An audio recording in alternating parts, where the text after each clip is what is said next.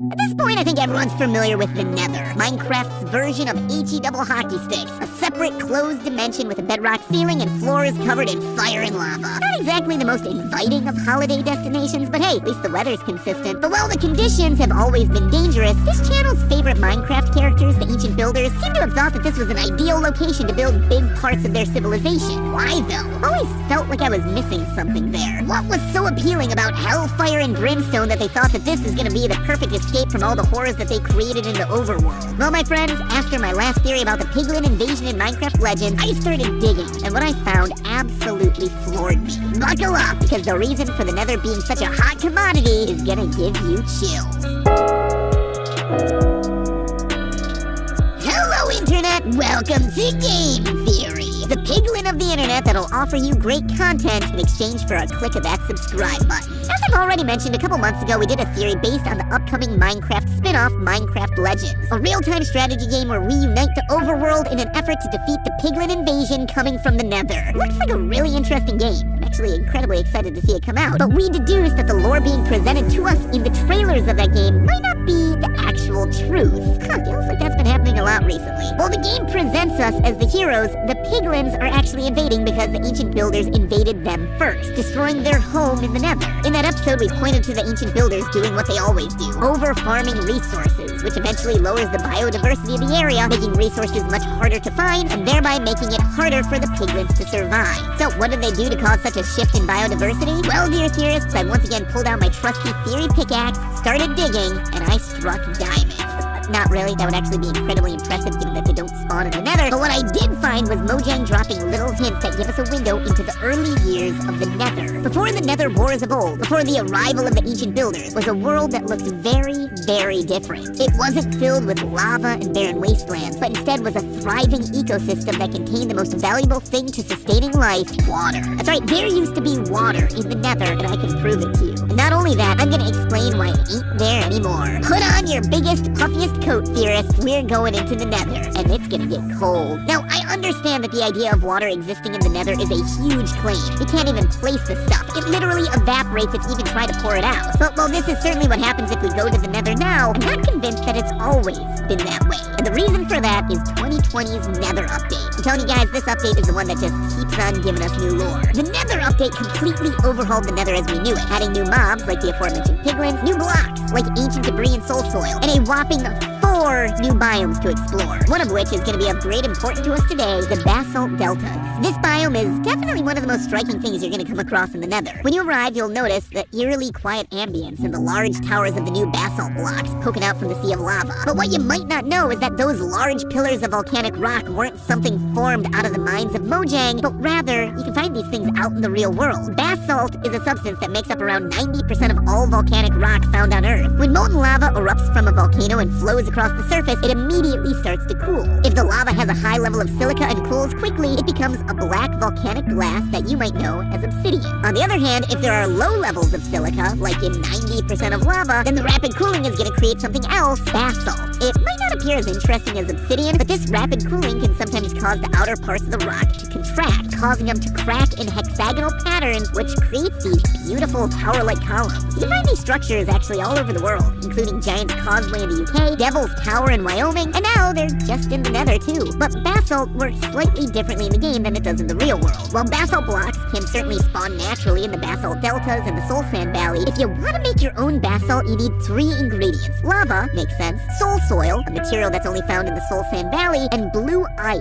which is basically the Russian nesting doll of Minecraft ices. You take 9 ice blocks and craft them together to create packed ice. You take 9 blocks of packed ice and then craft them together to get super packed ice. Oh wait, never mind, it is just blue ice. Super packed ice though, a lot more fun. Also, can I just say, Mojang, your ice is already blue. It was always blue. Naming aside, this means that you need a total of 81 blocks of ice just to make 1 block of blue ice. Point being, they're really cold, which I suppose makes sense when real-life basalt towers are made from rapidly cooling lava. So good job, developers, way to know your science. In the game, the only place cold enough for blue ice to form is on the bottom of icebergs in the frozen ocean. You can also find it stored in snowy tundra village houses and in the ancient cities in a structure literally called the icebox. The main thing you'll notice is that none of these locations are the Nether. There is zero ice of any kind in the Nether. It is simply too warm of an environment for it to make sense. So the question becomes, how could basalt form in the Nether if there was never blue ice to be found there? But what if there was blue ice in the Nether at one point in time, way before we ever made it there? What if the Nether had an ice age? Wow! Woo! Yeah! Who's up for round 2? Nobody wanted round 2, or 3, or 4, or 5, or what? There's a 6th movie in development? Who might have talked? This is our 33rd Minecraft theory. In fact, if you didn't realize we had so much Minecraft content, it probably means you're not subscribed. So why don't you just go ahead and do that right now? We always have the hottest Minecraft theories in town. Definitely one of the cooler Minecraft channels out there. And don't worry, there are plenty more bad puns waiting for you on the other side of that subscribe button. Y'all subscribe? Cool! Let's take a look at the evidence that shows that the Nether went through an ice age. Not the cringy movie type either. Besides these massive basalt biomes, we actually see evidence of an ice age in one of the other ingredients for basalt, soul soil. Take a look at the texture of the block, the waves and streaks on its surface. Other dirt and sands in the game don't have textures like this, but there are places in the real world that do, and that's thanks to glaciers. While glaciers are made of solid ice, they actually flow just like a river of water would, just much, much slower. This movement of ice ends up shredding and tearing up the solid land it travels over, leaving behind sediments and streaks in the surface, just like we see in the streaky texture of the soul soil and the sedimentary nature of soul sand. Large blocks of blue ice cutting through the landscape of soul soil, hitting the lava, creating the basalt that we see in the soul sand valleys, and more impressively, the basalt deltas. But the Nether's covered in lava. How on earth could ice have ever formed there? I hear you and I understand, but in real life, there is a precedent for this. Iceland. Iceland is essentially one giant volcano that's been constantly spewing lava onto its surface. And despite the myth that Greenland is icy and Iceland is green, Iceland is in fact very icy. An icy place can absolutely be volcanic. The two things aren't mutually exclusive. What makes a place volcanic is whether magma from Earth's center can make its way to the surface and erupt as lava. Meanwhile, something like a cold climate is determined by a variety of other factors, things that are completely separate from whether or not there is a volcano in this location. Considering the Nether's a closed-off system with no sky, it seems very clear that ice was plausible here. The Nether wasn't always so hot. Instead, it was cooler, maybe even frozen. And just like we've always suspected with Mars, if there's ice, that means water. And water means life.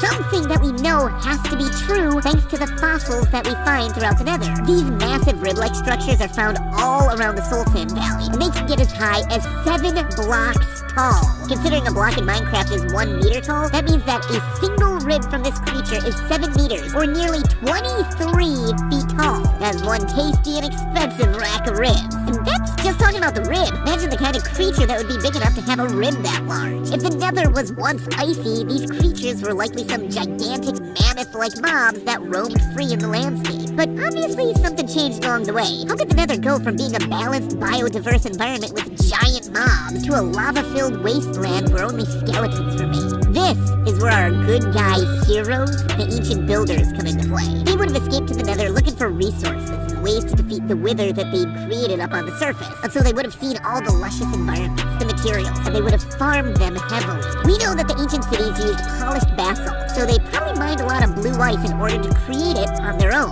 And sure, taking the only real source of water ain't the greatest move in the world, but that's not what really caused the downfall of the Nether. What caused the downfall was the ancient builders moving in the first place. You see, I suspect the ancient builders didn't just bring themselves, they brought their technology with them. Their crafting tables, their torches and fires, their animal herds, their smelting. And those things all release gases. CO2 from creating fires and burning fossil fuels, to all the gases that release when you smelt metal, to methane from cow farts. All of them are greenhouse gases, because their presence in the atmosphere causes it to warm significantly, much like the air inside of a greenhouse is warm. And unlike in the overworld, where these gases can escape out into the atmosphere, I suspect in the closed ecosystem of the Nether, these gases began to collect. They had nowhere else to go. They were stuck forever under the bedrock ceiling. Bit by bit, the Nether started to heat up. The ice, which was already being farmed away by the builders, began to melt faster and faster until one day it was just gone. All the water had dried up. You were suddenly left with a hot, series of caves, fire spontaneously bursting out of the ground. The large animals that once roamed there in peace began to die out due to asphyxiation. There just wasn't enough fresh air to go around, and soon the builders would die too. The only ones able to survive were those who found another escape route, a new portal. Gotta admit though, this is a pretty impressive new record for the ancient builders.